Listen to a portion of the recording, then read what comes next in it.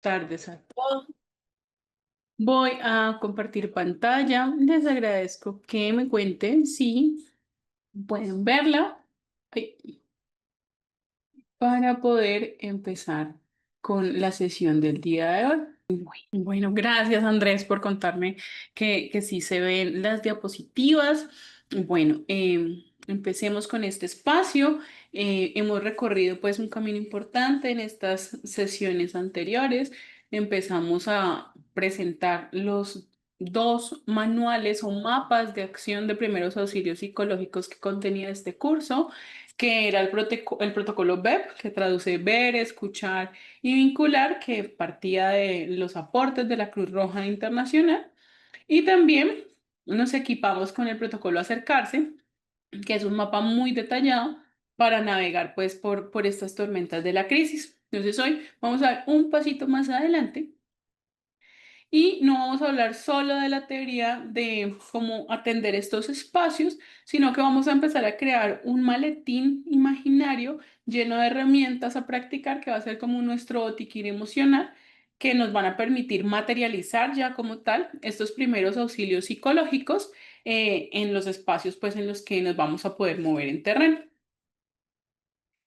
El arte de la regulación emocional efectivamente es un arte porque además de ser una habilidad que se cultiva, depende mucho del instinto y la forma de ser de quien aplica los primeros auxilios psicológicos. Y entonces esta regulación emocional va a ser el motor y el corazón de los protocolos de atención. Entonces, en el protocolo Acercarse, que les dije que era el mapa de acción que personalmente utilizo para hacer primeros auxilios psicológicos, pues hay un paso que habla justamente de esto, pero también se encuentra en la mayoría de los protocolos de primeros auxilios psicológicos, y en el que les hablo en especial, pues es la R de regulación y reanimación. Entonces, recuerden que cada letra nos va a dar como un paso fundamental en la intervención y va a ser pues como un camino de guía para saber qué hacer en estos momentos. Entonces, hoy nos vamos a sumergir así de cabeza a esta R de reanimación y regulación. La R va a ser como ese punto de inflexión en donde vamos a pasar ya como tal de la observación y la evaluación del contexto, del espacio, de la persona y de sus conductas, a generar estrategias de acción para la calma. Entonces, a partir de ahora vamos a partir en pasos muy pequeñitas esa R y aprender a usar herramientas para lograr ese objetivo de regular o reanimar. Entonces, para entender la regulación emocional, pues tenemos que ir a la fuente de la crisis. Entonces, imagínense que el motor de la crisis es nuestro sistema nervioso y en especial nuestro sistema nervioso autónomo, ese que ustedes ven ahí dibujadito en el slide. Este pues es un sistema biológico que tiene una base neurofisiológica, pero que también nos va a permitir dar respuestas de supervivencia. Y son estas respuestas las que se activan antes de que podamos pensar. Entonces, en este motor de la crisis vamos a tener dos pedales. Uno que sería el sistema de aceleración, que en este caso es el sistema nervioso simpático, que nos va a activar respuestas de lucha y huida y nos va a decir, hay una amenaza, necesitas responder. Entonces, enciende una cascada de señales hormonales que van a aumentar, por ejemplo, nuestra frecuencia cardíaca, la presión arterial, van a tensar nuestros músculos y lo que van a hacer es prepararlo para la acción. El segundo pedal de este motor de la crisis es el sistema nervioso parasimpático. La función de este sistema nervioso es toda la contraria, llevarnos a un estado de calma. Sin embargo, en una situación abrumadora, a veces nuestro sistema nervioso decide que esas respuestas de lucha o de huida no son viables. Y entonces el sistema nervioso parasimpático activa el siguiente pedal, que sería como el freno. Y lo presiona como si tú agarraras el freno de mano de manera brusca. Steven Portes, que es el padre de la teoría polivagal, habla que estas dos respuestas pues son las que van a aparecer en los contextos de shock. Y nos dice que la respuesta de congelación va a desconectar al cuerpo con el objetivo de protegerlo. Entonces, es un mecanismo de protección que dice, bueno, vamos a sobrevivir al dolor extremo. Entonces, para eso, desconectémonos. Y la función al momento de ofrecer primeros auxilios psicológicos, pues consiste en manejar estos pedales. Nuestra labor va a ser ayudar a la persona a pasar ya sea de la aceleración a la calma o del frenazo completo a la activación. ¿Con qué objetivo? Pues con que la persona pueda sentirse segura y empezar a actuar con claridad. Esta sesión está dividida en dos. No vamos a alcanzar a abordar todas las estrategias el día de hoy, sino que las vamos a abordar entre hoy y mañana. Entonces, vamos a empezar con con el primero de esos pedales, que es el de activación. Entonces, la primera respuesta y normalmente la que más vemos es la respuesta de aceleración. La respuesta de aceleración se da en dos lugares, la lucha o la huida. Entonces, esta respuesta no es una respuesta consciente. Es la voz más antigua de nuestro cuerpo, si ustedes se acuerdan, es nuestro cerebro por acá reptiliano que dijo peligro, auxilio, protejan el cuerpo, protejan este ser humano y sin siquiera procesar la información desconectó nuestro prefrontal y encendió una sirena de emergencia en nuestro cuerpo que hace que todos nuestros órganos, menos los vitales, como que se desconecten de la corteza prefrontal. Y entonces esto es un acto de fe del cuerpo. El cuerpo lo que hace es decir, yo voy a mandar toda la energía que tengo, háblese de hormonas, de sangre, de fuerza, para pelear, para correr y sobrevivir. Y desmantela en el proceso todo lo que no es esencial para la tarea. Y en esa desarmar lo que nos sirve, pues va a desarmar esa corteza prefrontal que va a hacer que nuestro juicio en el momento de la crisis se vea nublado. ¿Y cómo se ve cuando el cuerpo activa esa respuesta de aceleración? Entonces, esa respuesta de aceleración tiene unas señales específicas en el cuerpo, que son las que vemos cuando afinamos nuestros binoculares en este momento del protocolo acercarse, cuando estamos observando a la persona. Entonces, aquí tenemos, por ejemplo, la hiperventilación, que es esa respiración rápida y superficial que se oye como así y que usted ve que el cuerpo hace toda la fuerza del mundo, pero que parece que no llevara oxígeno a los músculos. O sea, parece que a pesar de que la persona intenta respirar a todo dar, no se oxigena. Aquí también aparece otra señal que es la tensión muscular. Entonces, ¿se acuerdan que ese cuerpo gritó alerta, auxilio, socorro, salvemos a este ser humano y se está preparando para luchar o para correr? Entonces, claro, va a tensar todo el cuerpo para poder dirigir esa huida o para poder enfrentarse al otro león que lo está persiguiendo aún. Entonces, los músculos se tensan y entonces normalmente lo que vemos es que las personas cierran los puños, apretan la mandíbula muy fuerte, ponen el cuello y los hombros supremamente rígidos. Aquí también encontramos otra señal y es la taquicardia. El corazón bombea sangre a todo dar porque está buscando que se oxigene todo lo que ese ser humano necesita para combatir o para salir corriendo.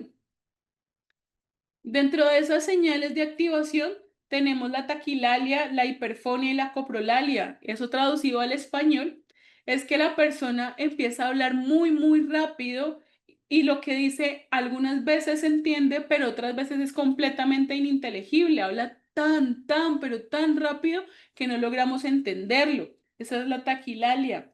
En la hiperfonía encontramos que la persona grita a veces cosas de manera coherente, pero a veces también da gritos involuntarios y repetitivos. Y en la coprolalia se añade que además usa palabras inapropiadas, groserías. Y esta es una respuesta que lo que busca es intimidar al enemigo o pedir ayuda. Entonces, si lo pasáramos a la naturaleza, son, por ejemplo, estos pájaros que cuando están siendo vistos por el depredador abren sus alas y se muestran así muy grandes y poderosos, así sean así de chiquiticos, para que el depredador diga, ay, no, mejor no enfrento a este ser. Entonces, ese mismo impulso lo tiene nuestro cuerpo y por eso en esa respuesta de aceleración la persona grita y uno no logra escucharla ni entenderla. Aquí también hay un impulso que es mucho más motor, que es el impulso de correr o el impulso de golpear. Usted se acuerda que el sistema está preparándose para la lucha o la huida. Entonces, efectivamente, esa necesidad empieza a aparecer en el cuerpo y entonces la persona empieza a golpear objetos, a buscar golpearse a sí mismo, a golpear a otras personas, empieza a hacer las manos así, porque, o sea, porque su necesidad es de golpear, es de defenderse. También aparece dentro de estas señales la sudoración excesiva. El cuerpo se enfría ante ese gasto de energía masivo que está teniendo el cuerpo y entonces empieza a hacer una sudoración que si uno la toca, en efecto, es mucho más fría. Algo que también ocurre y que es supremamente importante al momento de encontrar estas señales es algo que se llama el pensamiento de túnel. Entonces, imagínense que ustedes están en un túnel en el pensamiento y entonces ese instinto y esa mente solo se va a enfocar en la amenaza. No le importa nada más de lo que lo rodea, ignora todo lo demás, aunque hayan otras amenazas sobre él. Entonces, eso es lo que hace, por ejemplo, que en un accidente la persona salga corriendo a buscar salvar a otra persona y allí se lanza toda una cadena de adrenalina para que la mente enfoque la amenaza y pueda combatir con ella. Y también vamos a encontrar dentro de esas señales ojos muy abiertos y pupilas dilatadas, que lo que buscan es captar más información del entorno. Y otra señal que también tenemos en esta activación del sistema nervioso es la dificultad para tragar. Entonces la persona empieza hacer así porque su saliva se hace mucho más densa y empieza a tener en efecto dificultad para pasarla. Y otra que no está aquí como aquí escrita es que las funciones corporales, como por ejemplo las ganas de ir al baño, se reducen o se aumentan. ¿Alguna vez han visto una de estas respuestas? ¿Cuál creen ustedes que es la más común que aparece en este sistema de activación a la crisis? ¿Cuál creen ustedes que es la que más se presenta? Cuéntenmelo en el chat. Por aquí dicen que la taquicardia, la dificultad para tragar, la sudoración excesiva, las manos temblorosas, la hiperventilación. Entonces, resulta que normalmente estas señales de activación se presentan de forma parcial pero coordinada, o sea, todas van empezando a encadenarse una a una, algunas en mayor medida que otras, pero en la práctica y en la experiencia de los primeros auxilios psicológicos, pues hay unas que se pueden percibir porque son más notorias o perturbadoras. Entonces, por ejemplo, si yo veo a alguien gritando, sudando excesivamente, pues voy a verla mucho más fácil. Esa es una de las que más se presentan, pero también una de las que más se presenta es la taquicardia y es además una de las sensaciones más alarmantes porque tú estás en crisis y empiezas a sentir esa sensación de opresión en el pecho, esa palpitación y muchas veces eso lo que hace es aumentar más negativamente la percepción de la crisis porque además sientes como que se te va a salir el corazón del pecho y que te vas a morir, que te vas a tener un paro cardíaco. Otra de las que más se presenta es la hiperventilación. La respiración es un ancla central del cuerpo y entonces cuando empieza a volverse superficial, la persona siente que le falta el aire y entonces se crea una sensación de ahogo. Mari nos dice que la taquicardia le aumenta la ansiedad. En efecto, estas sensaciones que son muy propias del cuerpo cuando no las usamos en lo que las necesitamos usar. Por ejemplo, correr a toda marcha para que el león que nos está persiguiendo no nos ataque, pues empiezan a hacer más ruido en medio de esa crisis y nos aumentan el ciclo de pánico. Entonces, además, esas son las más fácilmente identificables y seguida de ellas pues estaría como la tensión muscular, que la persona intenta empezar a golpear o cierra los puños o se lastima para no sentir como la tensión. Y cognitivamente la que normalmente más ocurre, aunque es muy difícil de percibir desde afuera, es esa visión en pensamiento en túnel. Entonces la mente únicamente se enfoca en la amenaza y aunque es una señal cognitiva que no se ve físicamente de manera concreta, pues sí es una de las señales que más aparece y que hace en algunos casos que la persona se aísle de su propio pánico y pueda dar una respuesta efectiva ante una situación desbordante. Y esa es la que hace que uno active toda la cadena de adrenalina para dar una respuesta exagerada del cuerpo, como por ejemplo en el accidente que la mamá logra levantar el carro para sacar al bebé que está allí abajo. Entonces ese pensamiento en túnel que hace que la mente diga, lo único que yo necesito resolver en esta vida es esto. Entonces, allí en ese momento puede tener una respuesta muy efectiva, pero también puede tener una respuesta contraria y es que al aislar a la persona de ese pánico, la persona no logra ver su entorno y puede que si el peligro es de este tamaño, pues lo sienta de este tamaño y si es de este tamaño, lo sienta aún más grande y asfixiante hacia ella. Entonces, la intervención en primeros auxilios psicológicos a menudo busca controlar y regular estas que son las señales más visibles y las que más se presentan dentro de los procesos de activación. Hay que tener una cosa en cuenta y es que estas señales son un intento del cuerpo por sobrevivir. Entonces, no es casualidad que se presenten, sino que van a permitirle al cuerpo decir, bueno, esta es una amenaza, vamos a luchar contra ella. Entonces vamos a los ejemplos de los que estábamos hablando en la sesión pasada. Entonces no sé si se acuerdan de nuestro adolescente que estaba por allá en la calle con sus amigos, lo ignoraron, le estaban haciendo chistes y de repente le dio un ataque de pánico por algo que le dijeron o que sintió. Entonces, esta adolescente se siente traicionada, humillada públicamente, pero esa amenaza no solo es lo que le dijeron, sino cómo ella significó eso que le dijeron. Entonces, su cuerpo entra en una desregulación masiva, cierra los puños, su respiración se acelera, se le pone roja la cara, su voz empieza a temblar y esa incomodidad se hace tan insoportable que empieza a lanzar gritos, puede tirar la mochila al suelo con furia, en un impulso puede salir, por ejemplo, corriendo a toda velocidad intentando escapar de esa situación, porque en ese momento su mente no está pensando, sino reaccionando. Y por allá, en nuestro contexto de terremoto, encontrábamos que la tierra tembló, nos asustamos, la mente racional se apagó y la respuesta de lucha o huida, pues es primero la que lleva a las personas a gritar y a correr sin rumbo, a empujar a otros para salir del edificio en ruinas. Y en ese escenario la adrenalina se hace tan alta que las personas incluso no sienten el dolor de las heridas. Porque la urgencia de huir, pues es como la única verdad. Ese sería ese pensamiento en túnel que está condicionando esa acción.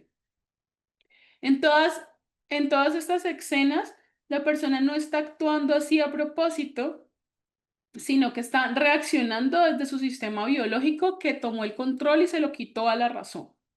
Y entonces, pues, ¿qué hacemos? Vamos entonces a empezar a desglosar algunas técnicas que se aplican hacia la aceleración. Y estas técnicas se le denominan técnicas de regulación. Las técnicas de regulación, vamos a verlas, sirven para desactivar o para hacer el proceso de que la persona logre desactivar esa alarma de su sistema nervioso simpático. ¿Qué buscamos? Enviarle una señal clara al cerebro de que esa amenaza que está percibiendo ha pasado o que no es tan grande para hacer la activación que hizo, que puede dejar de defenderse del león o de correr. Y el arte de desactivar ese sistema nervioso simpático no consiste en convencer a la persona con palabras, sino utilizar el lenguaje del cuerpo. Entonces, si ustedes se acuerdan que yo les contaba, se desconecta la parte prefrontal del cerebro y entonces la razón, que es todo lo que coordinaría ese lenguaje que de convencer a otro, como que no conecta. Y no sé si a ustedes les pasa, piénsense si cuando ustedes están enojados, imagínense la última escena en la que pelearon con una persona de su familia o con un amigo y ustedes estaban muy furiosos y el otro le decía cálmate y usted sentía como que eso, en lugar de hacerlo calmar, como que lo enojaba más. No sé si les ha pasado que uno se enoja y su mente solo dice quiero estar solo y el otro pero ¿por qué se enoja y se van detrás de uno y uno pero ¿por qué me sigue? ¿Les ha pasado eso cuando se enojan o cuando sienten mucha rabia?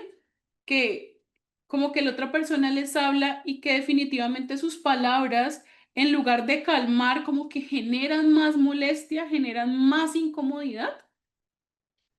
Mira, a Mari le ha pasado, a mí también me pasa muy a menudo a Gisela, a Hildarly. Y entonces eso pasa porque justamente ese sistema de alarma se está activando. Entonces nuestro prefrontal se está desconectando y cuando nos están dando razones, lo que está haciendo nuestro cerebro es coger la razón en una bolita y pasarla para un lado, dejarla a un ladito y empieza como a saturar toda esa energía que usted está utilizando para salir corriendo o para defenderse y genera la percepción de que la amenaza es más grande.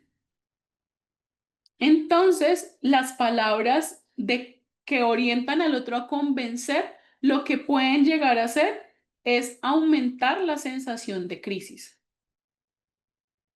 Entonces, como esta lógica y razón está desconectada, pues yo le voy a decir tranquilízate y el cerebro del otro no va a entender nada.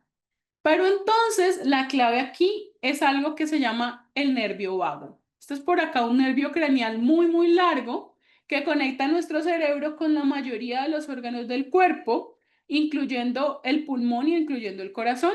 Entonces, ¿se acuerdan que yo les contaba que estas estrategias están pensadas desde una teoría que se llama la teoría polivagal? Bueno, entonces en esta teoría lo que nos dice es, bueno, vamos entonces a empezar a conectar a ese nervio vago con los órganos y músculos de los que se desconectó cuando conectó la alarma.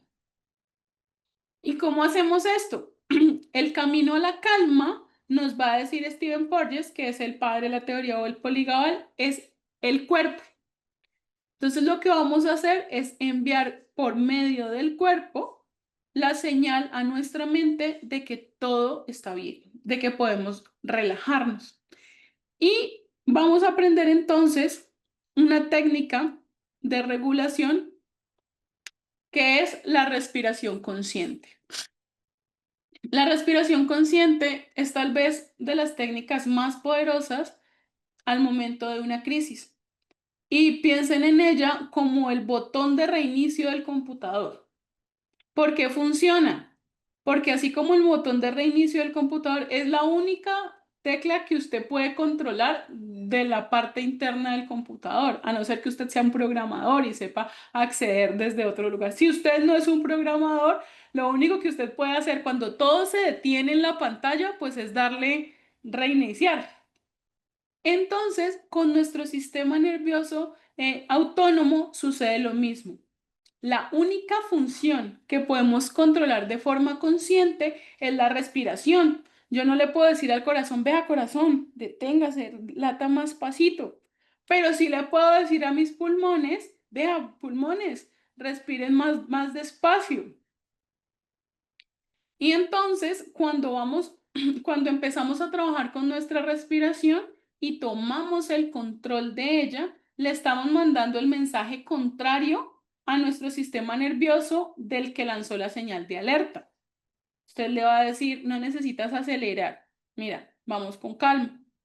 Entonces, con cada exhalación larga y controlada, vamos a empezar a mandar ese mensaje al sistema parasimpático de que puede empezar a pisar el freno.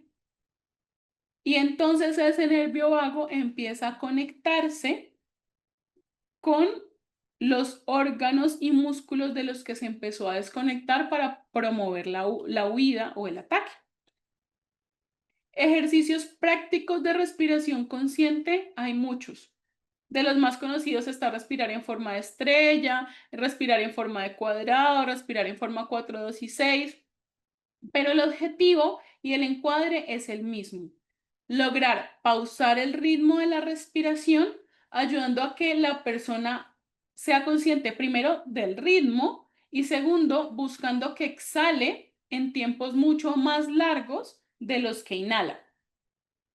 Y una de las técnicas más poderosas de estas es la de la respiración con los dedos.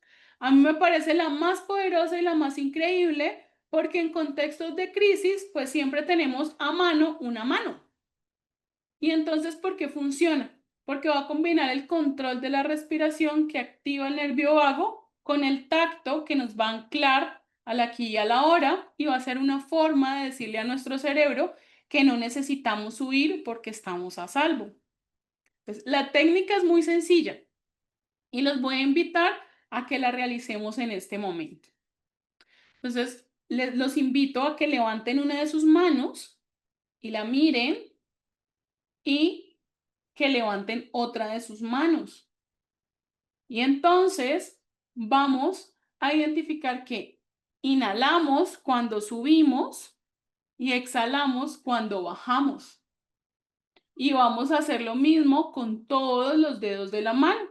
¿Eso qué significa? Que yo voy a estar ante la persona que está en crisis y la voy a invitar a respirar siguiendo ese patrón con la mano. Entonces allí debemos usar nuestra voz suave y rítmica y le vamos a pedir que nos imite. Si la persona está muy desregulada y no logra respirar con nosotros con su mano, lo que vamos a hacer es el ejercicio que les explicaba el día de ayer, que era respirar nosotros muy ruidosamente para hacer que poco a poco se fijara en el ritmo de nuestra respiración. Cuando ya logramos que lo haga, le vamos a decir, mira, toma tu mano y vamos a respirar juntos con una voz calmada y rítmica. Entonces, ayúdame a respirar. Mira, este dedo nos va a orientar sobre cómo vamos a respirar. Vamos a tomar el aire muy lentamente, así mira, y lo vamos a soltar. Vamos nuevamente con el otro dedito. Vamos a tomar el aire muy lentamente y lo vamos a soltar. Ahora vamos a hacerlo más despacio. Vamos a tomar aire muy lentamente y poco a poco lo vamos a soltar. Y ahora vamos a hacerlo más despacio. Tomamos el aire y lo vamos a soltar muy lentamente. Vamos a hacerlo una vez más. Vamos a tomar el aire muy lentamente y lo vamos a soltar. Ahora pon esa mano en tu pecho y vamos a tomar el aire muy lentamente y lo vamos a soltar. Entonces, si ustedes ven el tono de la voz y la velocidad de la voz va cambiando en la medida en que vamos haciendo el ejercicio mucho más lento. ¿Cómo les fue a los que hicieron el ejercicio con su mano? ¿Cómo sintieron su cuerpo? Entonces, esta sensación de control sobre la respiración nos va a permitir empezar a controlar esa respiración súper agitada. Entonces, esta técnica es súper fácil de llevar. No necesitamos nada más que la mano. Y entonces, en un contexto de catástrofe, donde estamos ante una persona gritando porque todo se está cayendo, porque todo en su casa se destruyó, pues entonces vamos a ayudarla a controlar lo único de su sistema nervioso que puede controlar, que es su respiración. Y entonces le vamos a decir, oye, mírame, mírame un momento. Vamos a inhalar conmigo. Vamos a contar hasta 4, ¿está bien? Vamos a respirar juntos. Inhala hasta 4 conmigo. Mira, así. 1, 2, 3, 4. Y ahora vamos a exhalar por la boca. 1, 2, 3, 4, 5, 6. Mira, pon tu mano en tu pecho y respira conmigo. Escucha mi voz y empezamos a bajar el tono de la voz y el ritmo con el que contamos. Y le decimos, inhala conmigo. 1, 2, 3, 4. Ahora exhala. 1, 2, 3, 4, 5, 6. Y aquí lo más importante es que empecemos 2 rayitas más abajo del nivel de respiración que tiene en su hiperventilación. Entonces, si ella está respirando así, y usted dice, vamos a respirar 1, 2, no te va a poder seguir el ritmo. Entonces, vamos a bajar poco a poco ese ritmo de la respiración de la persona para poder que con su respiración también empiece a bajar su pulso. Y entonces nos encontramos a esa señora que estaba en la sala del hospital moviendo la pierna a todo dar, súper estresada. Y yo me le acerco y le digo, buenas, ¿cómo está? ¿Será que yo le puedo enseñar una técnica para esperar? Es súper fácil, pero nos va a ayudar. Entonces vamos a imaginar que tenemos un cuadrado en nuestra mano y vamos a respirar haciendo ese cuadrado. Entonces vamos a hacer una inhalación en el primer lado, sostenemos en el segundo lado, exhalamos y volvemos a sostener. ¿Le parece si lo hacemos juntas? Y entonces usted empieza a guiarla 2 rayitas abajo de lo que va su respiración. Y entonces le dice, inhala, sostén, exhala, sostén. Y empieza a bajar el tono de su voz y el ritmo. Vamos de nuevo. Inhala, sostén, exhala, sostén. Y eso le va a dar una herramienta de control sobre esa incertidumbre.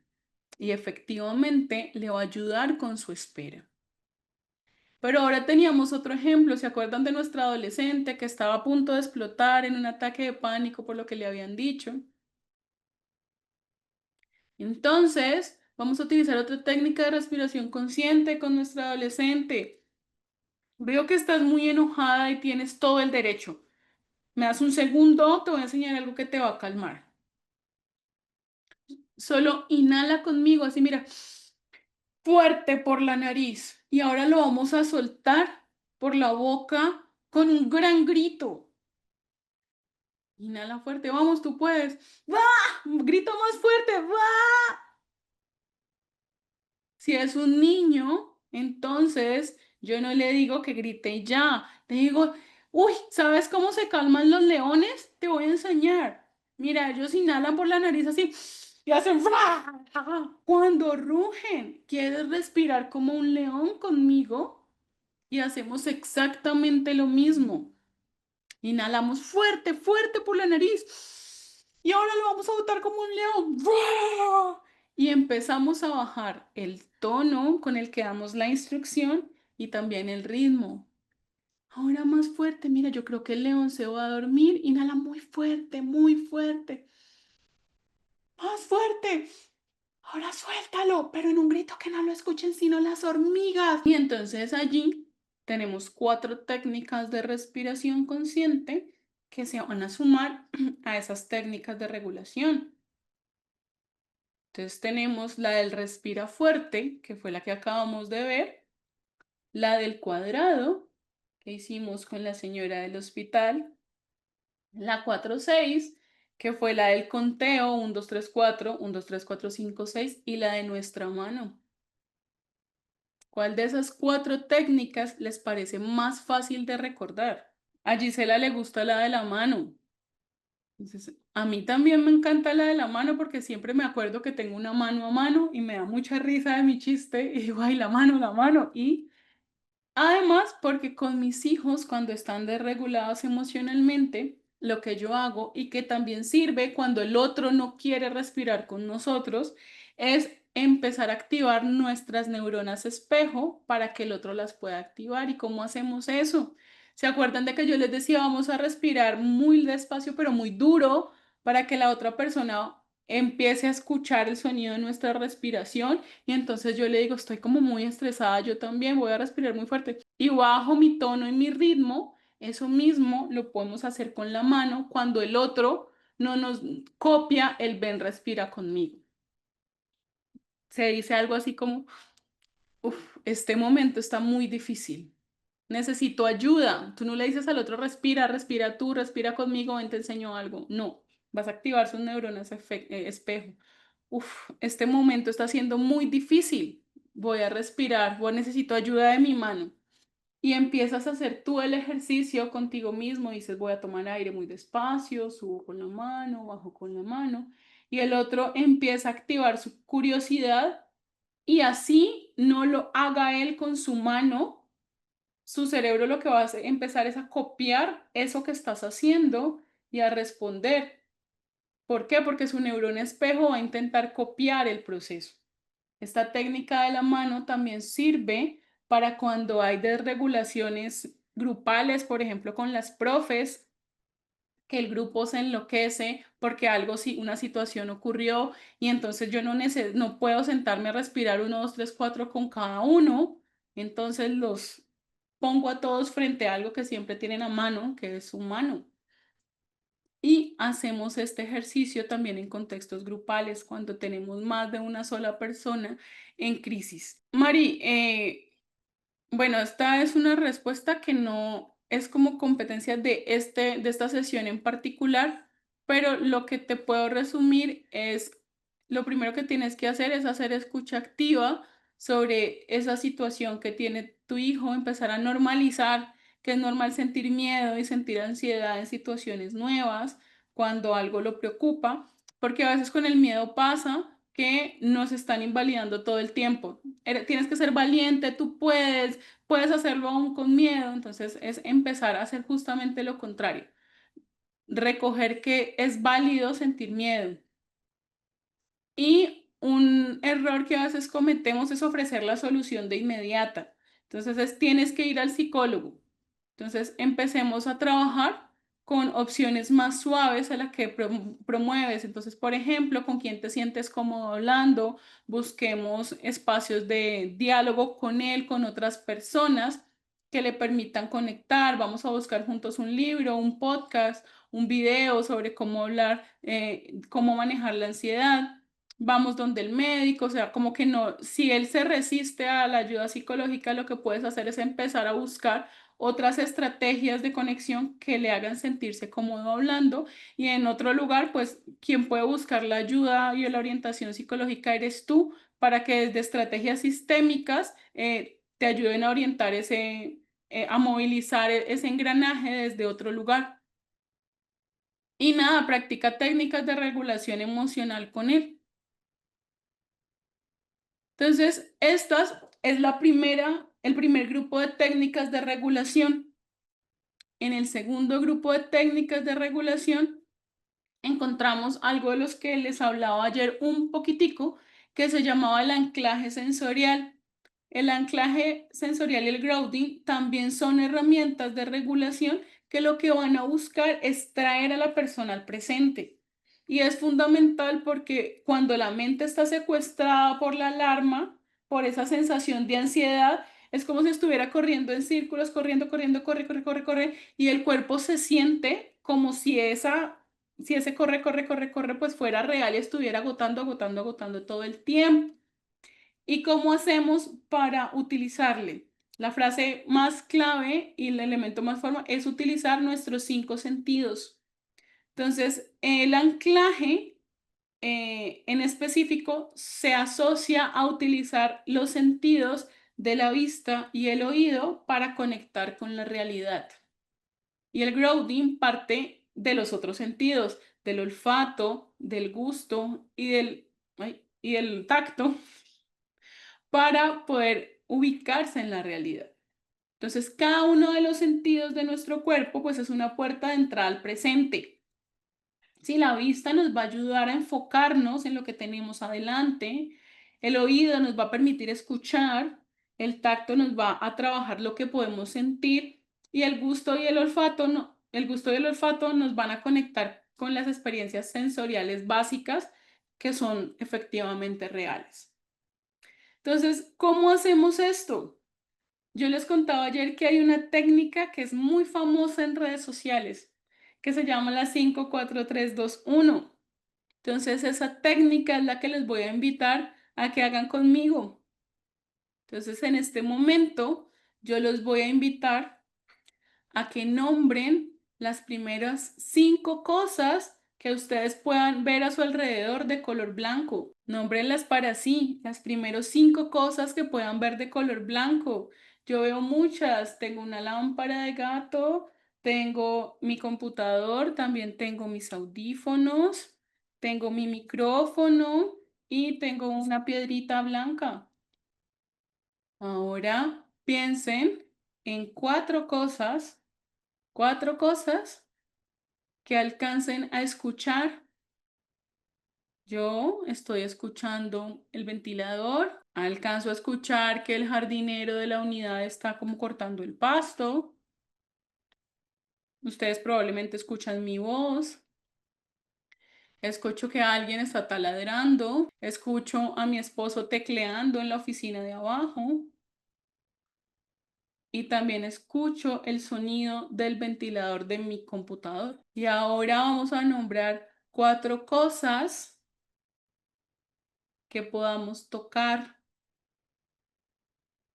Yo puedo tocar mi camisa, puedo tocar mi cabello, puedo tocar mis aretes, puedo tocar mis audífonos y puedo tocar otra vez mi piedrita blanca. Y entonces allí ya hemos conectado 3 sentidos. Entonces ahora vamos a contactar con nuestro olfato. ¿Qué alcanzan a oler? Yo alcanzo a oler el champú de mi cabello que huele a coquito. Incluso alcanzo a oler un poquito de mi loción. Y ahora una cosa que pudiéramos saborear. Tengo mi agüita. La puedo saborear. Entonces esa es una técnica que lo que va a hacer es interrumpir la escalada emocional porque yo entro diciendo, oye, dime 5 cosas de color blanco y empiezo entonces a conectar. No necesariamente siempre tengo que conectar los 5 sentidos de la misma manera. Pero entonces lo que sí puedo hacer es ubicar una estrategia para que la conexión cada vez sea más profunda. Entonces vamos a hacer el ejemplo. Nosotros tenemos nuestro adolescente que estaba corriendo y gritando en la calle porque había entrado en una escena, un ataque de pánico. Y entonces yo le voy a decir, ay, concéntrate un momento y escucha 3 ruidos de carros diferentes. Entonces, ese acto va a desviar su atención de esa furia interna porque es un ejercicio cognitivo para el que necesita conectar su prefrontal y entonces cuando lo conecta, el cerebro dice, ah, no, pero no estamos tan en guerra con un león porque estoy intentando pensar cuál es el sonido de los carros. O también le puedo decir, escucha el sonido más lejano que oigas, el más pasito. Escucha el sonido de tu corazón. Mira hacia allá y dime la cosa más lejana que alcanzas a percibir en el horizonte. Y entonces yo tengo a esta señora ansiosa en la sala de espera, con la mente en el quirófano, probablemente imaginando lo peor. Y entonces le llevo un vasito de agua y le digo, ¿usted me puede contar esa agua está el clima o está muy fría? La invito a que huela esa agua, qué huele, cómo se siente. ¿Qué tal si la deja un segundo en su boca y la saborea? O le puedo decir, nota la textura de tu ropa. Te invito a que la huelas, a que la sientas con tus manos.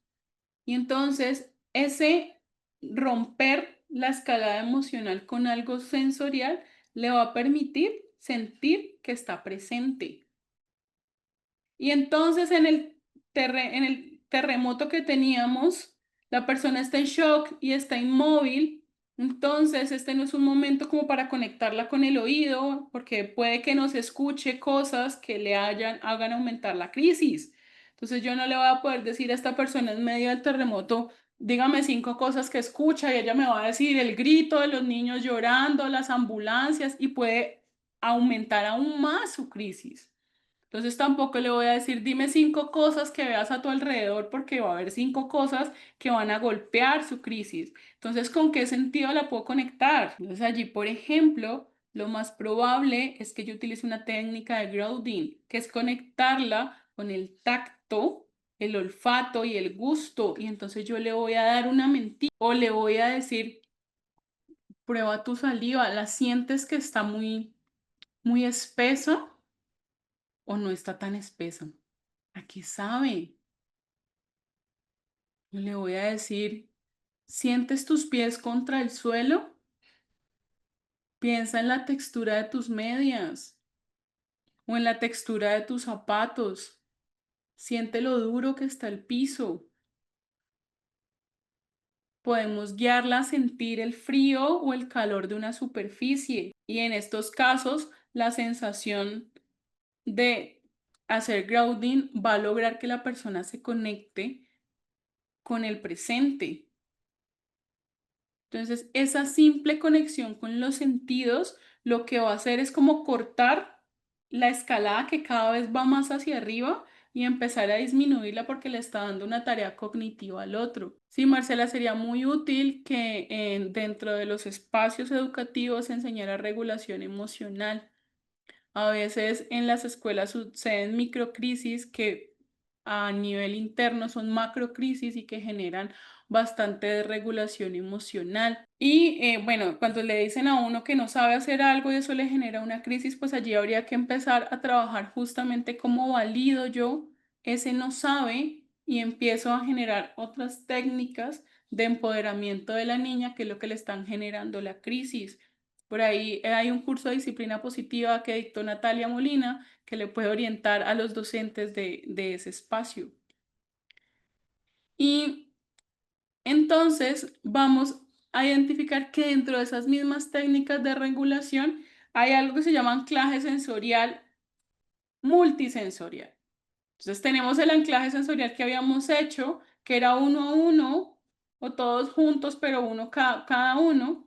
Y esa técnica es supremamente efectiva porque es un mecanismo directo. Entonces, cuando la mente está desbordada, le voy a dar algo en que concentrarse. Pero entonces allí, ¿qué necesito? Algo concreto, algo que la persona pueda agarrar, tocar y empezar a enfocar en cada uno de sus sentidos. Entonces, al sentir esa textura, ese peso, esa temperatura, lo que yo le voy a decir al cerebro es, venga, siéntese a analizar en lugar de escalar la crisis. Cerebro, tranquilo, estamos tan tranquilos que podemos analizar la forma de las cosas. Entonces, volvamos a nuestro ejemplo de nuestro adolescente. La adolescente estaba súper furiosa y entonces yo le puedo decir, oye, ¿me haces un favor? Sujétame este termo. ¿Está pesado? Siente el frío en tus manos. Fíjate en la textura, qué color tiene. Y ese simple acto va a desviar la energía hacia el objeto. Esta técnica de anclaje multisensorial es sobre todo muy útil en contextos de catástrofe y emergencias masivas, porque como normalmente no puedo acudir a los sentidos, porque pueden hacer que el otro perciba algo que le detone más la crisis. Entonces lo que vamos a hacer es darle un ejemplo concreto. ¿Cómo así que un ejemplo concreto? Pues le voy a entregar algo. Entonces le voy a dar esta roca o le voy a dar un trozo de madera y entonces empiezo a conectarla. Entonces las invito y los invito a que cojan un objeto que esté a su alrededor. Cualquiera, elijan el que primero aparezca. Yo voy a coger mi celular para que no digan que es porque se hace con una piedra. Y entonces sientan la textura de ese objeto, mídanlo. ¿Es tan grande como su mano? ¿O escogieron de pronto un objeto más grande que su mano? ¿Será que el objeto que ustedes escogieron lo pueden coger con 2 dedos? ¿O es tan pesado que necesitan una mano para cogerlo? ¿O necesitan las dos? Sientan la textura. ¿Cómo se siente? Mi celular tiene dos texturas diferentes, una como más suavecita y otra más durita. Huele un poco a sudor. ¿A qué huele el objeto que ustedes están cogiendo en sus manos? ¿Cómo se ve? ¿Cambia cuando ustedes lo miran? Si le hacen así, el sol lo refleja. Entonces, un ejercicio tan simple como hacer hiperfoco en un objeto le va a dar a esa mente un enfoque para empezar a regularse. Entonces, si ustedes lo ven, es una técnica supremamente simple, casi tan simple como la mano que usted siempre carga con usted. Es cualquier cosa que cargue con usted o cualquier cosa que esté en el contexto que le permita hacer hiperfoco con la persona. Y usted hace el hiperfoco con ella. Le dice, mira, vamos a describir este teléfono. Ayúdame, ¿de qué color es? ¿Qué tan grande es? Entonces le vamos a decir al cerebro, mira, hay cosas que no puedes controlar, pero hay cosas que siguen siendo reales y que sí puedes tocar y sentir, como este teléfono, como esta roca, como este pedazo de madera. ¿Cómo se escucha esa técnica? ¿Fácil de aplicar? Sencilla, dice por aquí, usuario de iPhone. Es una técnica muy fácil, sí, Damaris, es genial. Entonces esa técnica, bueno, y es algo que van a encontrar muy común en los primeros auxilios psicológicos. Las técnicas buscan ser simples y no necesitar muchos elementos porque los primeros auxilios psicológicos son situaciones, se ofrecen generalmente en situaciones en las que no siempre tenemos cosas a mano. Pero entonces los invito a que avancemos a otra técnica de regulación que vamos a echar en nuestro grupo de técnicas. Y vamos a hablar de una que se llama la presión somática. Esta técnica es muy poderosa cuando la persona está más desbordada en comportamiento, como cuando el cuerpo está a punto de ahora sí salir corriendo y es porque el tacto se usa de manera intencional. Es un lenguaje en el que el sistema nervioso entiende perfectamente y el el punto clave de esta técnica es que vamos a ejercer en el otro una presión firme y constante. No sé si ustedes han visto que a veces cuando un chico o un adolescente está enojado, o no sé si alguna vez alguien lo vivió, el papá o la mamá o el profesor en tiempos antiguos lo cogía en los hombros y le decía, cálmate, y lo sangoloteaba literalmente. Decía, cálmate. Entonces, esa es una técnica de presión somática. Lo que pasa es que es una técnica de presión somática mal aplicada, pero cumple el mismo efecto. La presión que voy a ejercer sobre ese cuerpo le va a decir al cerebro, no te estás disolviendo, estás seguro, estás contenido. De aquí, de esta técnica de presión somática, parte la contención física, que es algo que en primeros auxilios psicológicos no hacemos. Pero entonces, para comprender cuál es el ejercicio de la presión, piensen en un bebé que está asustado. ¿Cómo contendrían ustedes a ese bebé que está asustado? Uno lo carga y lo hace bollito y se lo pone como al hombro. Y uno le dice, aquí estoy. Y entonces hay papás que les hacen así, ¿cierto? Y lo tocan de manera constante, pero también firme, no lo están sobando. Le hacen no sé, algo así, es el elemento de presión. ¿Qué hace esto? La presión firme sobre el cuerpo va a activar nuestros mecanismos propioceptivos, que son los receptores sensoriales de los músculos y de las articulaciones, y le van a decir al cerebro, vea, no, tranquilo, conéctese, que estamos sintiendo de nuevo. Entonces, ¿cómo sé yo cuál es la presión que debo ejercer en el otro? Entonces, la primera es que el otro debe permitir el contacto. Yo no voy a ir corriendo detrás de la persona, venga, venga, lo toco, venga, lo toco, sino que lo que voy a hacer es decirle, voy a poner mi mano sobre tu mano, voy a poner mi mano sobre tu hombro y la vamos a poner de manera firme hasta que sienta que su cuerpo y su mano están en contacto. O sea, no es una caricia, es un toque firme sin lastimar. Es simplemente que lo sienta y que es constante. O sea, su mano sigue allí. La mano sigue en ese hombro. Entonces, cuando la persona está en esa crisis, el sistema de propiocepción se desconectó y cuando usted lo tocó, le dice, aquí estás. ¿Cómo podemos utilizarlo con esa adolescente que estaba en crisis? Le digo, con permiso, ¿me dejas tocar tu brazo? Déjame poner mis manos aquí. Sienta la presión, aquí estoy, estamos tranquilas, estamos bien. Y eso le va a ayudar a su cuerpo a empezar a conectar con su tacto. Pensemos en esa señora que estaba allá con los pies tiqui tiqui tiqui en la sala del hospital. Y entonces yo le digo, permítame colocar tu mano, mi mano sobre tu rodilla. Estoy aquí, ¿sabes? La espera es difícil.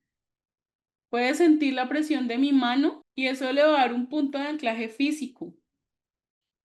Y en el contexto de terremoto, esa persona que está en medio de la agitación y la parálisis, Marco, esta misma técnica que voy a explicar te sirven para un estado de ansiedad.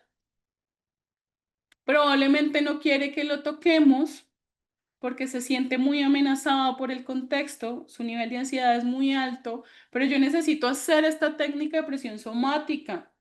Entonces lo que yo voy a decir es, puedes sentarte, siéntate más fuerte, haz más presión, intenta que tu colita le haga muy fuerte a esa silla. O le podemos entregar un objeto pesado para que lo sostenga y le decimos, abrázalo. Mira, abraza este termo, abrázalo más fuerte para que esa presión somática no la ejerza tu mano porque el otro está rechazando el contacto, sino que la ejerza un objeto o incluso el propio cuerpo de las personas.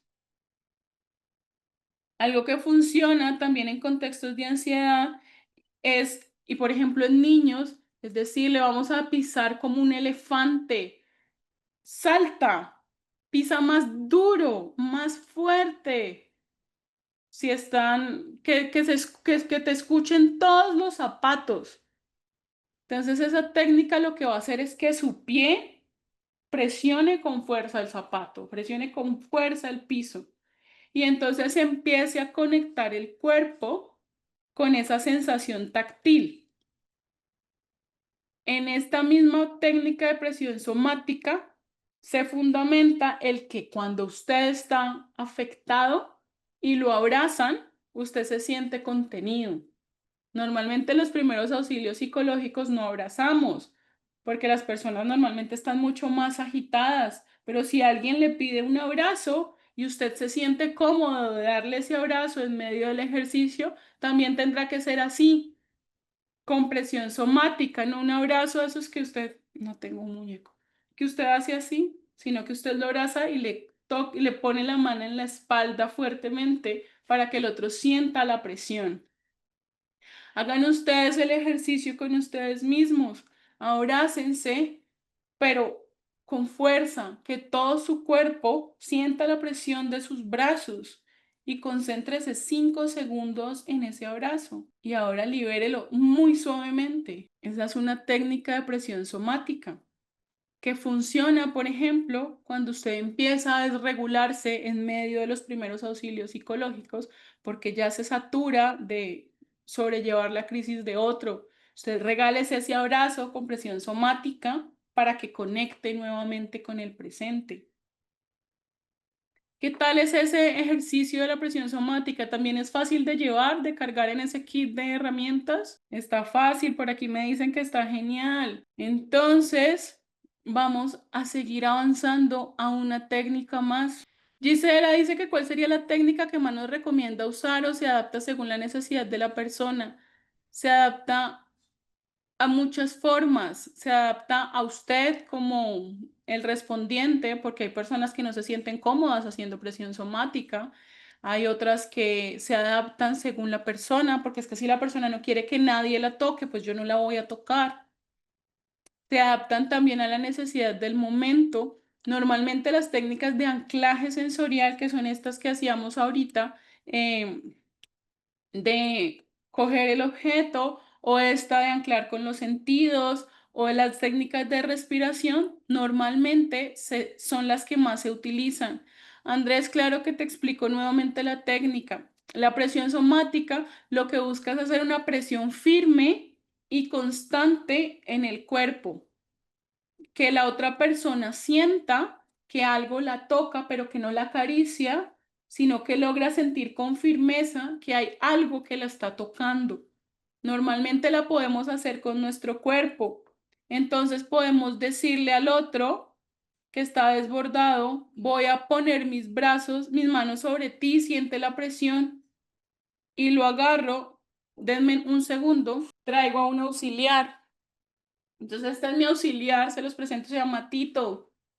Pero entonces yo le voy a decir, con permiso, Tito, déjame poner mis manos aquí y le pongo mis manos sobre sus hombros, pero no como si lo estuviera acariciando, ni tampoco para lastimarlo. Entonces lo presiono firmemente y allí sí le hablo, estoy aquí contigo, siente mis manos sobre tus hombros. Entonces lo presiono firmemente sin causarle dolor. Entonces yo tengo a la señora moviendo la rodilla desconsolada en el hospital y le digo, siente mi mano sobre tu rodilla, estamos aquí y sé que la espera es difícil, pero ese contacto que ejerce sobre la persona no es para lastimarla, es simplemente para que sienta que estás aquí, es un poquito más que una caricia. Cuando la persona no quiere que uno lo toque, pero aún así esta puede ser la técnica más efectiva porque, por ejemplo, está haciendo sudoración fría, o sea, Hildarly, eso es lo justo lo que voy a explicar. Cuando no tolera el contacto, pues tenemos dos opciones. La primera, no utilizar una técnica de presión somática, sino una técnica de anclaje sensorial, una técnica de respiración, una técnica de liberación de energía. Pero si, por ejemplo, esa es la que es pertinente porque se nos está desconectando con el cuerpo, entonces lo que yo puedo hacer es entregarle algo y que lo abrace muy fuerte. Entonces yo le digo, Tito, abraza esta botella muy fuerte, Tito, más duro y que sea el objeto el que ejerza esa presión sobre su cuerpo. O le puedo decir, siéntate, córrete hacia atrás, pégale más a la pared, más fuerte, empújala. O que con sus manos empuje la pared y yo le digo, vamos a empujar esa pared y la llevamos al otro lado.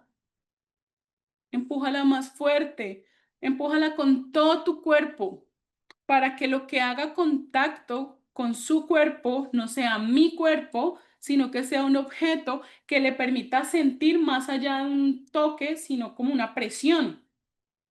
No sé si con eso a Hildarly y a Andrés les queda un poco más claro esta técnica. Y también les puede decir a las personas que se den un abrazo. Así, y le dice, abrázate más duro, más fuerte. Intenta juntar tus manos por detrás con más fuerza para que cuando la persona se esté abrazando, no sea que sienta una caricia, sino realmente una presión sobre su cuerpo. Esa entonces sería la técnica de presión somática.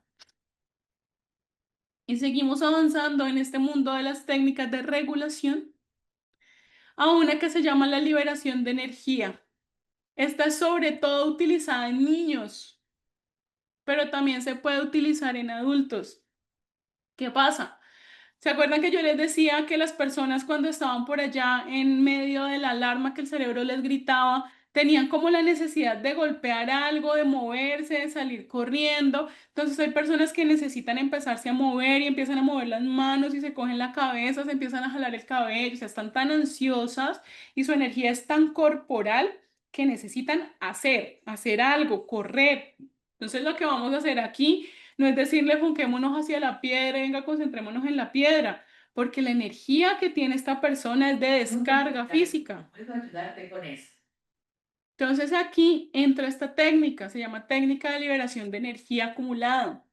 Entonces cuando nuestro sistema de alarma se enciende, el cuerpo está lleno de adrenalina, lleno de cortisol, preparándose para la pelea, preparándose para la acción, pero no hay acción. No, no hay acción. No corrió, no peleó, pero todo su cuerpo tiene toda esa energía como atorada. Entonces, eso es lo que genera que la persona, por ejemplo, empiece a temblar, que empiece a girar por el lugar, camina para allá, camina para acá, se muestra inquieta, mueve la pierna descontroladamente, incluso mucho tiempo después de que el peligro inminente pasó, es como si el cuerpo siguiera liberando esa carga de energía. ¿Han visto una persona con esas características cuando está en medio de una crisis? Como que mueve la pierna y la mueve y parece que nos fuera a acabar el piso o que camina como si fuera un león en una jaula. Entonces es probable que esta persona acumuló tanta adrenalina y cortisol que no sabe cómo sacarla porque ya no hay nada que hacer, no tengo ningún león contra quien pelear. Entonces su cuerpo está intentando sacar esa energía. Nuestra tarea entonces es darle un canal seguro para que lo haga. ¿Cómo hacemos esto? Entonces esto lo hacemos con elementos que le permitan al otro moverse de manera controlada. Entonces, cuando a usted el adolescente que estaba a punto de explotar y que salió corriendo, no le encuentra calma en la respiración, entonces yo le digo, vamos a poner toda esa energía en tus puños. Aprieta muy fuerte, más fuerte, que tus dedos atraviesen. Y ahora empiezas a mover, a mover, a mover, a mover, a mover, a mover. Aquí también funciona esa estrategia de, por ejemplo, romper. Entonces tú le dices, mira, toma este papel, rómpalo con toda su furia, con toda esa furia que siente contra esas chicas que le dijeron eso feo. Rásguelo, rásguelo más fuerte. Podemos también invitarla a que pise el suelo. ¿Se acuerdan como elefante? Le decimos a los niños. Más fuerte, pisa como el elefante. O a esa señora que estaba en el hospital moviendo la pierna, lo que vamos a hacer es motivarla a que mueva sus piernas. Entonces, yo le digo algo como, veo que tu cuerpo está muy ansioso por moverte. ¿Qué tal si sacudes tus piernas? Muévelas más rápido, más rápido, más rápido, más rápido, más rápido, más rápido, más rápido, más rápido.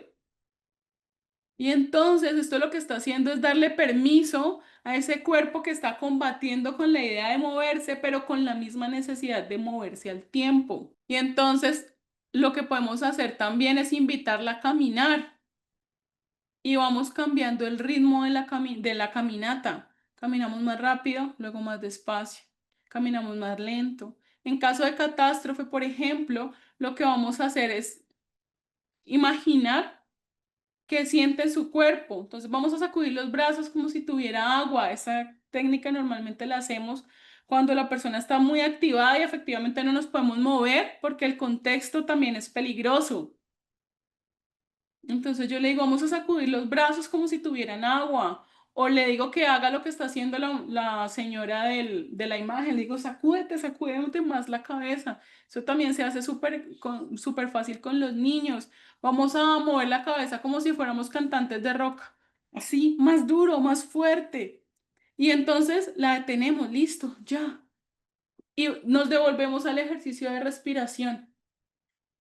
¿qué hacemos? Descargamos toda esa energía que estaba buscando salir en medio de la huida o en medio del ataque, pero que ni huyó ni atacó. Y le permitimos drenar un poquito de ella para conectar desde otro lugar con una técnica de regulación.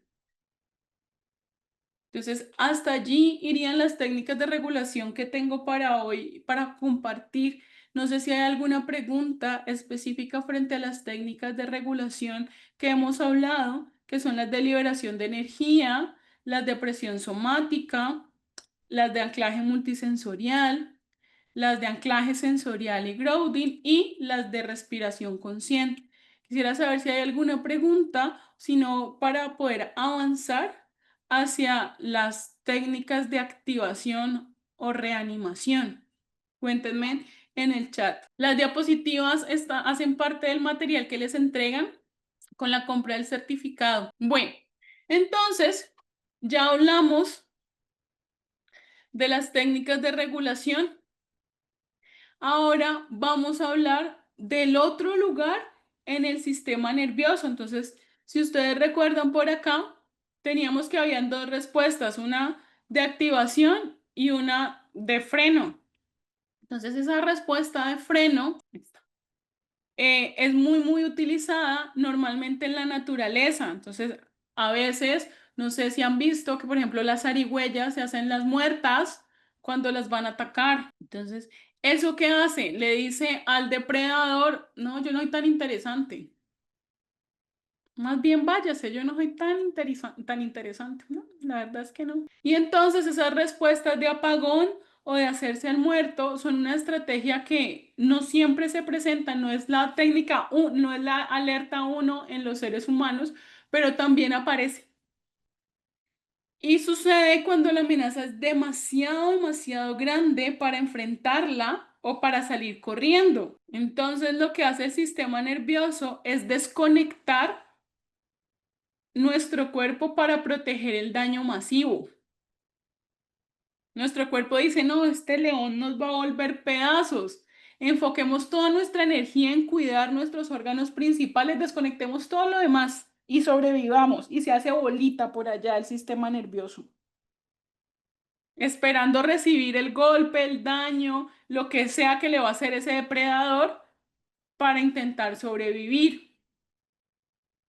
Entonces, esto desde la teoría polivagal lo que va a hacer es activar se llama el polo dorsal del nervio vago y desconectar todo lo que no sea necesario y elegir algo que se llama inmovilidad protectora. No sé si han visto que alguien cuando la van a robar dice, no, y yo me quedé helada. El ladrón ni siquiera me robó porque él me dijo, páseme el celular y yo no fui capaz de nada. Vea, tenía un arma, me la estaba poniendo en la cabeza, yo no fui capaz de hacer nada. Me quedé frío. ¿A alguien le ha pasado alguna vez eso? Que se queda frío y no. Este estado no es uno que la persona elija, que no elija no responder, sino que efectivamente su cuerpo lo que hace es apagarse para buscar sobrevivir. En contextos de emergencia, por ejemplo, si usted se accidenta en un carro y usted está dormido, físicamente dormido, es más probable que el impacto sea menor a si usted está despierto y todo su cuerpo recibe además conscientemente el daño. ¿Por qué? Porque usted está en medio, cuando usted está durmiendo, está en un estado de inmovilidad protectora. Su cuerpo lo que dice es, no, pues desconectemos estos pies, estas manos, esto que no, en este momento no necesitamos y ubiquemos toda nuestra energía en los órganos vitales. Eso ocurre en todas las personas que duermen, se tiene una falla en las personas que sufren insomnio, que se paran dormidas, que tienen afectaciones y trastornos del sueño, pero pues esa sería como la excepción. Pero entonces allí se para ese proceso en apagar todo lo que no es vital para proteger el cuerpo del daño. Y entonces nuestra tarea no es movernos. No es decirle tranquilícese, venga, analice la piedra, venga, sienta mi cuerpo y respire, porque lo que necesitamos es todo lo contrario, es empezar a descongelar esa persona. Mira, a Leonardo le pasó Una vez le di una cachetada a alguien y se quedó fría. A mí me pasó una vez que me iban a robar, por ejemplo, y yo nunca me imaginé que me fuera a quedar en shock. Pero entonces lo que necesitamos hacer es empezar a activar sensorialmente a ese cuerpo para decirle, oye, tranquilo, es seguro moverse. Y entonces las señales que vemos cuando afinamos esos binoculares para ver qué vemos en el otro, pues son señales claramente de paralización.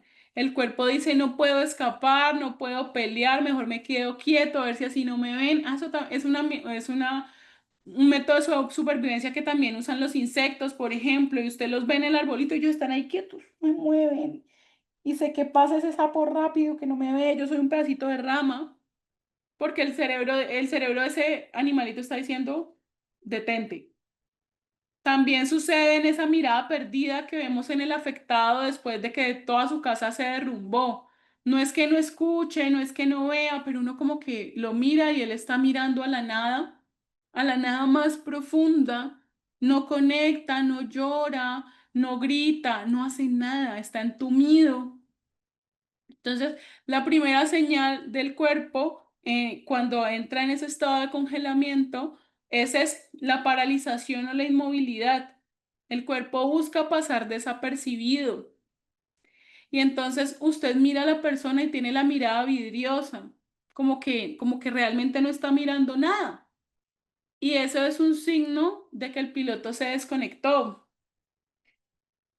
También podemos ver respuestas como la que la persona habla muy bajito o en monosílabas, porque es que las cuerdas vocales se paralizan. Y entonces usted le dice, buenas tardes, señora, ¿usted está bien? Y la señora le dice, señora, no la alcancé a escuchar. ¿Cómo se llama usted? Natalia. ¿Cómo se llama usted? No le escuché, qué pena. Natalia. Y hay además en el cuerpo sensación de entumecimiento. Entonces la persona le dice, es que yo no siento las manos. No siento las piernas, normalmente desde lo más lejano hacia lo más central. Entonces no sienten los dedos, no sienten las manos y eso además les genera inquietud. ¿Será que me pasó algo? Yo no estoy sintiendo mis manos.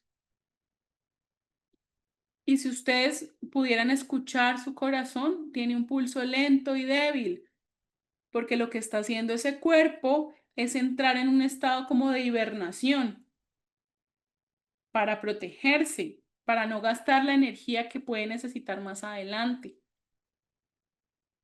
También encontramos que hay sensación de mareo y de náuseas. Entonces, la sangre está intentando en efecto recogerse de las áreas más lejanas y redirigirse a las más centrales.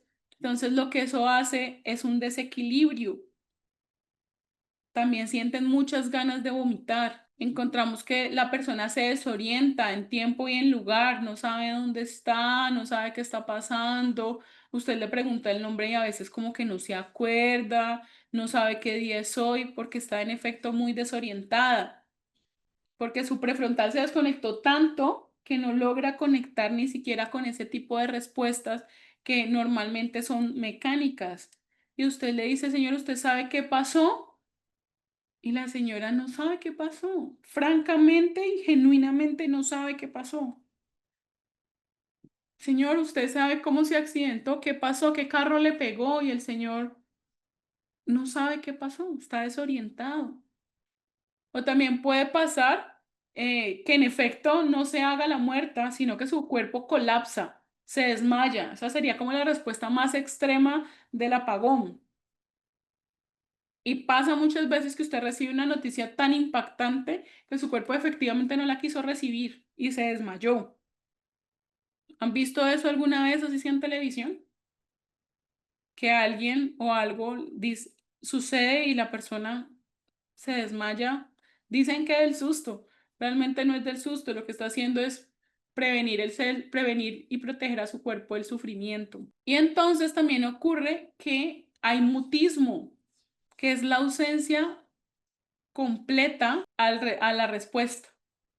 Entonces es la incapacidad de conectar con el entorno y usted le habla y las personas, y está viviendo la situación más triste de su vida, está viendo situaciones de dolor y no logra ni siquiera llorar, o sea, está completamente en mute. Y es la incapacidad de conectar con el entorno externo que lo rodea. Y entonces, mira, por aquí tenemos que alguien conoció a una señora que y en efecto, dice ella, se infartó cuando vio a su hijo y sí se murió. Bueno, estas situaciones son lamentables y no son tan comunes, pero en efecto puede haber una activación masiva del sistema nervioso de la señora que se encontró en una situación de estrés tan agudo y tan inmenso que su cerebro envió una señal de máxima potencia y de máxima amenaza a su cuerpo y no necesariamente es que se haya muerto del susto, sino que su sistema nervioso se sobreactivó y pudo haberse combinado con otras situaciones propias de su cuerpo. Entonces, esa combinación de más emoción abrumadora, más sistema nervioso, sobrepasó la capacidad de su corazón para manejar el estrés y en efecto colapsa y puede generar, por ejemplo, una ACV, también ocurre a veces en este tipo de respuestas. Y pues nada. Ah, dice que fue de felicidad por ver a su hijo después de tantos años. Allá habría que revisar en efecto qué comorbilidades y qué situaciones de salud tenían y cómo su sistema parasimpático se desconectó y con qué conectó de sus otras situaciones médicas y de salud. Allí también ocurre algo que no sé si conocen, que es el síndrome del corazón roto, que normalmente no es fatal, pero es una cardiopatía que surge por estrés. Entonces, la respuesta fisiológica es tan severa en el corazón que la persona no ha tenido un franco ataque al corazón, pero sí hay una liberación masiva de adrenalina y cortisol que aturden ese músculo cardíaco. Conocí una señora que tuvo un accidente de tránsito, una familiar, y fue tan impactante que quedó paralizada y luego su respuesta fue ponerse a maquillarse y no dejaba que la sacaran del carro. Esa respuesta no está aquí en este listado, pero en efecto puede pasar. Y esto lo que hace es que el cuerpo en efecto se desconecta tanto de la situación que no solo se paraliza, sino que es como que el cerebro no hiciera clic con lo que está pasando. Se llama disociarse. Entonces, esa respuesta de disociación o parálisis mental, que también se llama, es como que es tan grande el impacto que se desconecta de la realidad y es como si la mente creara una barrera para no procesar el nivel de la crisis de lo que ha sucedido. Entonces, para esta señora que nos cuenta Juliet, su mente no puede procesar lo que está pasando, el choque, el accidente, la pérdida de su familia, que lo que hace es algo que se llaman conductas repetitivas en la disociación y es hacer algo repetitivo que le va a dar a la señora un bucle de seguridad. Entonces se convierte como en eso, en ese espacio conocido y predecible, que es lo único que puede controlar ese impacto devastador de la crisis. Allí en estas señales me faltó la disociación, también es común. Algunas personas que no se disocian de manera conductual, como la señora que conoció a Juliet que empezó a maquillarse, lo que cuentan y refieren es que sienten como que estuvieran viendo la realidad en un programa de televisión, pero que estuvieran tan lejos como que no lograran ni siquiera escucarlo.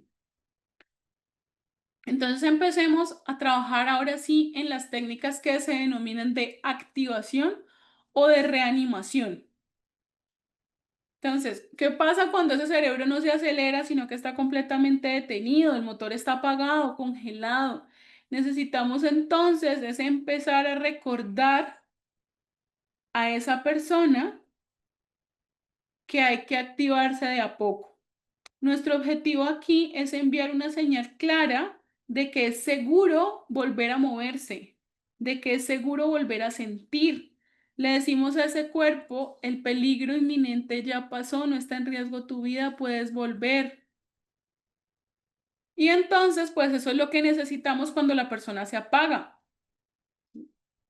Entonces imaginemos esta adolescente después de su estallido de furia que en lugar de salir corriendo, como lo teníamos en la escena anterior, se sienta en el suelo sin responder. No está agitada, no tiene taquicardia. Usted la mira y está allí mirando cómo la hormiga pasa por el pavimento. Ella necesita una activación suave para volver a conectar, así como la señora del hospital que está mirando el punto fijo en la pared. O como por ejemplo la señora que conoció a Juliet, que fue tan impactante que se desconectó y empezó a maquillarse. Y entonces hay una técnica de reanimación por excelencia. Es la más conocida por todos, es la más popular en la televisión y en la vida real. Y se llama la activación sensorial y es famosa por ser una motita de algodón con alcohol. ¿Alguna vez alguien ha usado esta técnica de activación sensorial sin saber qué será su efecto? ¿Le ha pasado una motita de algodón a alguien para que huela porque se desmayó? Entonces, esta técnica de activación sensorial también parte de los sentidos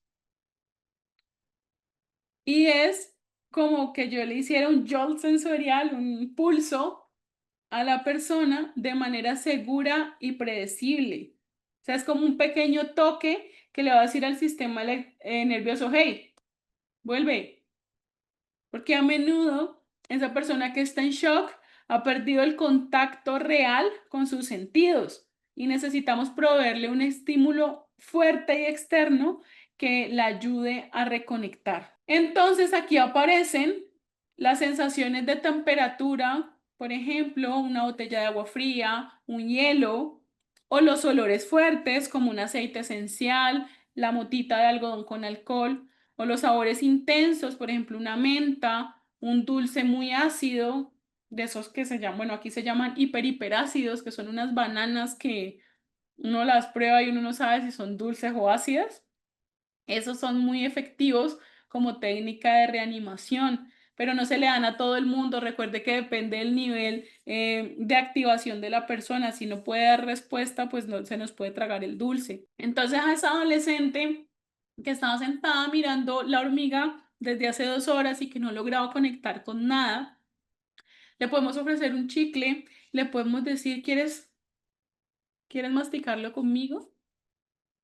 Y esa acción de masticar le va a dar al cerebro una señal clara de que está presente en su cuerpo. Y a la señora esta que teníamos en el hospital también ansiosa, le podemos, por ejemplo, sacar un cubito de hielo del vaso y dárselo para que lo tenga en la mano. Esa sensación de frío va a atravesar el estado de entumecimiento del cuerpo y va a recordarle a la persona que su cuerpo puede sentir. Y en el caso de Nuestro Señor en el terremoto, es muy común que aparezca el shock, que está anulada en el mundo, la señora no responde, tiene mutismo total o mutismo selectivo, se está maquillando, por ejemplo. Dice que hay que preguntar que no sufre de diabetes. Bueno, en efecto, si la persona sufre de diabetes no se le podría dar un dulce, pero sí podrías utilizar otra técnica sensorial del tipo YOL, como por ejemplo darle la motica de algodón, que huela una esencia o que le das un cubito de hielo. Otra cosa que se puede utilizar, solo que es más difícil de encontrar, es algo picante. No es normal que uno cargue en su bolso un tarrito de salsa Valentina, pero sí es una forma sensorial de hacerlo. Y entonces estaba hablando que en los contextos de emergencia y catástrofes es muy común que la persona nos entre en shock, que no nos responda, que haya mutismo selectivo, mutismo total o en efecto que la persona no conecte con su realidad. Entonces lo que hacemos es poner una motita de algodón con alcohol bajo su nariz y ese olor fuerte va a activar ese estímulo de protegerse y va a empezar a romper como esa congelación. Entonces esta activación sensorial es una herramienta muy sencilla y muy poderosa para la reconexión.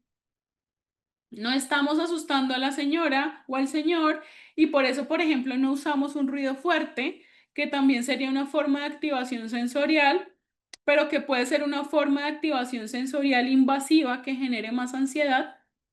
Ni utilizamos un yol físico, por ejemplo, chuzarlo, pellizcarlo, porque también podría generar más inquietud. En algunos contextos médicos sí se utiliza el contacto como un yol neurológico para activar a la persona y la rozan con elementos específicos que van a hacer sentir punción para que puedan volver a activarse. Pero normalmente en primeros auxilios psicológicos no utilizamos ni el tacto ni el oído para hacer este tipo de activación sensorial. Vamos entonces a evaluar otra técnica de reanimación o activación. Esta técnica de activación o reanimación se parece mucho a una de la que habíamos hablado, que era la presión somática, pero se llama diferente. Se llama una técnica de movimiento somático y lo que nos va a decir es que este motor que se apagó, pues necesita empezarse a activar. Y la clave de este movimiento somático, ¿qué es lo que la va a diferenciar además de la presión somática? Es que vamos a empezar a invitar a la persona a que sienta su cuerpo a través del movimiento. Entonces vamos a empezar, si la persona permite el contacto, a tocar sus articulaciones, a decirle vamos a hacer movimientos con las muñecas, vamos a sentir los dedos, toque sus dedos uno a uno. Si la persona está completamente en shock y está inmóvil, pues entonces ya no solamente le voy a decir que mueva su cuerpo, sino que le voy a decir, mira, voy a tocar y a esta sí la acaricio. ¿Se acuerdan que la técnica de activación de presión somática yo les decía no acariciamos, sino que hacemos presión? Entonces a esta la puedo tocar con un objeto y le voy a decir, vamos, mira, siente cómo, mi auxiliar, cómo esto te está tocando tu mano. Entonces es diferente, es el mismo ejercicio, pero ya no hay presión, hay movimiento suave. Si la persona sí nos da respuesta, empezamos a moverla poco a poco y entonces esa adolescente que estaba sentada en el suelo inmóvil, le decimos, ¿puedes mover tus pies? No le voy a decir párate o siéntate, sino que empiezo por lo más chiquito. Puedes mover los dedos de tus manos y le damos ese permiso para empezar a moverse con algo pequeño que le dé control y que no se sienta tan abrumador.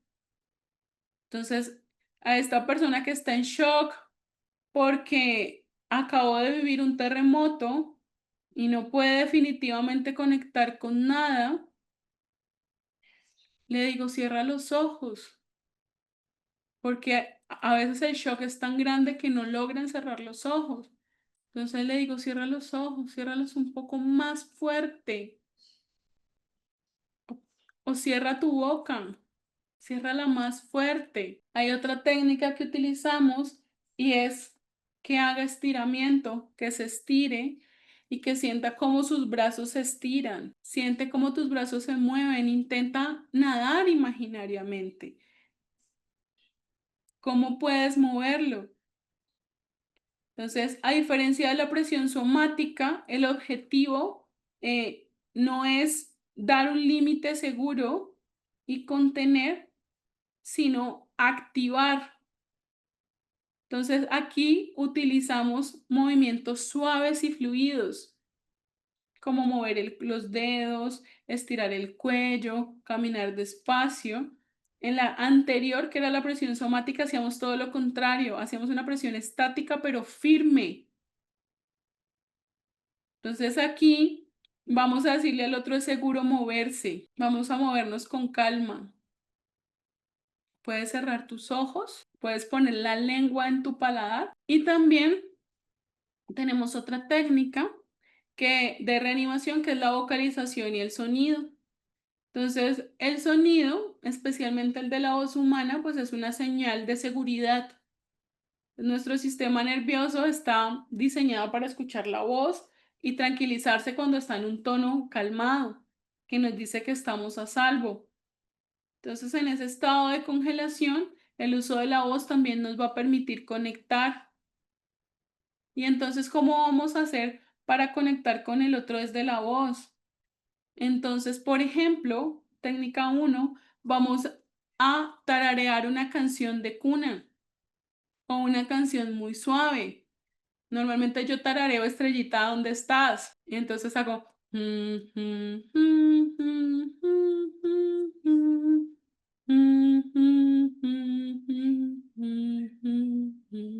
y me siento al lado de la persona hasta que logre contacto visual, porque esa persona está completamente inmóvil y no me recibe el algodón, tampoco se mueve, no logra mover la mano. O sea, entonces, ¿qué hago yo si no puedo moverla? Pues me muevo yo. Entonces empiezo a hacer ese sonido que es relajante y cómodo. O por ejemplo, empiezo a hacer sonidos largos y relajantes, como por ejemplo, mm, que también es la parte de la que en la que se basa la meditación para que los mantras tengan un efecto relajador en el cuerpo. Entonces esos sonidos relajantes y largos van a actuar como un sistema de señal de seguridad al que la persona puede no responder, solo escuchar. Y ese sonido a menudo va a romper el silencio y va a ayudar a conectar. Entonces, por ejemplo, haces que es como, como duermen a los bebés, o haces y entonces ese sonido no solo suena, sino que vibra. Entonces, eso es lo que va a hacer, es empezar a conectar a ese cerebro con ese sentido del oído y romper el silencio. ¿Qué es romper el silencio? Que la persona empiece a iniciar algo de activación. Normalmente lo que hacen después de que han escuchado algún tiempo ese sonido es intentan mirarlo a uno, como a ver de dónde sale la fuente de sonido. Otra cosa que podemos hacer es utilizar en un tono suave y rítmico una palabra o una frase clave y suave. Y entonces yo me acerco y le digo a mi osito, estoy aquí contigo y me voy a quedar hasta que estés bien. Y se lo repito en 5 minutos. ¿Sabes? Yo estoy aquí contigo, me voy a quedar hasta que estés bien. Entonces, poco a poco, esa frase repetida y tranquilizadora va a empezar a hacer lo mismo, activar ese sistema que se siente profundamente en riesgo. Si la persona no está completamente inmóvil, le podemos decir, vamos a hacer este sonido, hazlo conmigo. Y le invitamos a hacer, por ejemplo, un sonido largo. Entonces, con los niños, por ejemplo, lo que se hace es usar las vocales. Entonces, vamos a hacer A, ahora con la U. Y entonces ese sonido se va a juntar con la vibración de su propio pecho y de su garganta y va a activar ese cerebro y ayudarle a sentir que está vivo. Entonces ese sonido va a ser un puente hacia la conexión cuando la persona no puede moverse, no puede hablar, pero puede empezar a recordar que hay un camino al presente. Yo les propongo que continuemos la siguiente sesión con las técnicas que nos faltan, que son muchas, muchas, muchas, miren, son un montón. Y entonces quisiera saber en este momento, no, pero podemos terminar la última técnica de reanimación. Cerremos las técnicas de reanimación. La última técnica de reanimación que les voy a presentar se llama orientación espacial y nos ayuda a conectar con el lugar en el que estamos y funciona para contrarrestar, por ejemplo, la disociación, que era eso que le pasó a la conocida de Juliet, que se quedó paralizada ante el impacto y empezó a maquillarse. ¿Cómo lo aplicamos? Vamos a guiar a la persona a que se reoriente y le vamos a decir a su cerebro que estamos en un lugar seguro y que no hay necesidad de desconectarse. Entonces, por ejemplo, tenemos a nuestra persona en nuestro terremoto en shock, completamente desorientada. Y entonces le digo, yo quiero que mires a tu alrededor, estamos en el refugio, estás bien, estamos en el refugio. Dime una cosa que veas a tu derecha, dime una cosa que veas a tu izquierda. Te le estoy dando una tarea para reengancharse con la realidad. Si la persona no logra responder, entonces yo le doy la respuesta, haciendo una sana pausa para que la persona conecte con lo que estoy respondiendo. Entonces mira a tu alrededor, ¿puedes ver la salida? La señora no responde. ¿Sabes por dónde podemos salir del refugio? Entonces le digo, mira, allí donde se ve esa puerta, podemos salir del refugio. Ahora quiero que me digas una cosa que está a tu derecha. La señora no me da respuesta. Yo espero, le vuelvo y le pregunto. Mira, a tu derecha está la puerta. Si es un riesgo moderado y no hay un estado de catatonia total, le puedo decir, por ejemplo, a la señora del hospital, vamos a mirar juntos los objetos que hay en la sala. ¿Puedes ver ese cuadro en la pared? Vamos a ver qué tiene. Mira, está dibujado un paisaje con un árbol de tal color. Y entonces lo empiezo a conectar con su contexto inmediato. ¿Puedes decirme dónde está la tienda más cercana? ¿Puedes ver el color de la puerta? Y ese ejercicio la va a empezar a conectar con lo que ve. Entonces, por ejemplo, a la señora del carro que se quedó paralizada y que se estaba maquillando, yo le podría decir, ¿puedes ver la pestañina? Mira, está a tu derecha, está a la derecha del labial. Y entonces le empiezo a dar señales de ubicación. ¿Dónde está el polvo de la cara? Con lo que tiene inmediatamente frente a ella, porque es además la actividad que la está haciendo sentir segura. Yo le doy dando las respuestas a lo que está preguntando, a lo que estoy preguntando si su mutismo no me lo permite y empiezo a conectarla con otros lugares. Mira, a la derecha está la ambulancia que vino a ayudarnos. Y esta entonces sería la técnica de reanimación de orientación espacial. ¿Qué frases no se deben emplear? Me pregunta Emperatriz. Bueno, yo creo que eso depende del contexto, ¿sí? Del contexto de la emergencia, pero que definitivamente nunca se puede decir frases que invalidan o minimizan el sufrimiento. Tranquilízate, cálmate, eso ya se te va a pasar, no te preocupes, el tiempo lo cura todo, a otras personas les ha pasado cosas peores, hay que verle el lado positivo, tú también podrás salir de esto. Porque esas frases lo que están haciendo es minimizar el sufrimiento. Entonces, decirle al otro eso que está sintiendo no es válido. Tampoco hacer juicios o preguntas innecesarias. ¿Por qué lo hiciste? ¿Por qué te sientes así? Yo sé que tú no eres así. Y tampoco enfocarnos específicamente en el juicio. Pero yo ya te había dicho que fueras al refugio, ¿por qué no fuiste? Esas serían como las que no se pueden aplicar.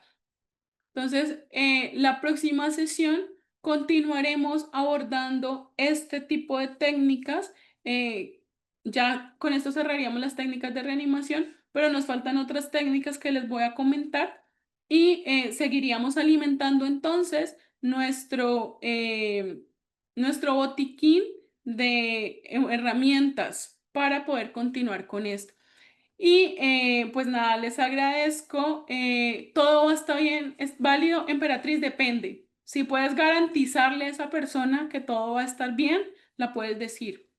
Si no se la puedes garantizar, es mejor que busques otra frase que la ancle al presente. Por ejemplo, si estás en un desastre y están teniendo muchas réplicas de temblor y tú le dices a la persona todo va a estar bien, pero luego hay otra réplica, esta persona va a sentir que lo que le dijiste no era cierto y va a romper la confianza y el vínculo que creaste con ella. Y entonces luego va a ser más difícil que la puedas ayudar a regular porque te va a decir, pero usted me dijo que todo iba a estar bien y se murió o que todo iba a estar bien y volvió a temblar. Entonces esa frase es de mucho cuidado, porque si usted puede en efecto garantizar que todo va a estar bien, la puede decir. Si no, hay que decirla con mucho cuidado y más bien reorientarla a otro lugar. Laura, lo de las clases te lo aclara Rosa. Rosa, ¿estás por ahí? Rosa. Rosa. Bueno, entonces que tengan una buena tarde y entonces nos vemos mañana en la cuarta sesión en la que seguiremos abordando justamente este tema de las técnicas de reanimación y regulación. Que tengan muy buena